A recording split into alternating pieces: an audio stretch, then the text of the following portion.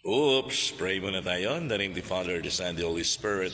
Amen. Panginoon, maraming salamat na naman po sa regalo ng buhay ni pinagkulob mo sa araw nito. Salamat sa biyaya ng pamilya, mga kaibigan, lakas ng pagkakalob mo at ang mga biyayang tatamasahin namin sa linggong ito.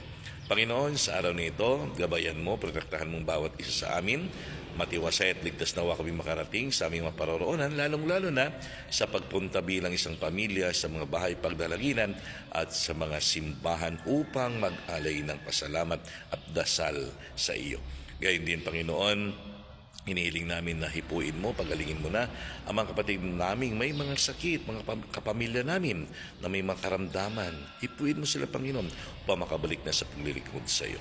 Ngayon din, Panginoon, hinihiling namin ang mga OFW na kapamilya namin, mga kamag-anak namin na maging ligtas lagi sila. Bigyan mo sila lagi ng lakas ng katawan at tatag ng pananampalataya upang lagi kanila mabigyan ng papuri sa kabila ng mga lungkot, ng sakripisyong kanilang dinadanas. Panginoon, sa araw na ito, turuan mo kami matutong magmahal, magmalasakit, at magpakumbaba at magpatawad sa aming kapwa.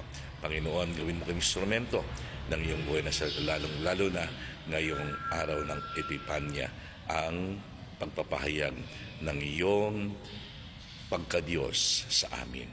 Amen.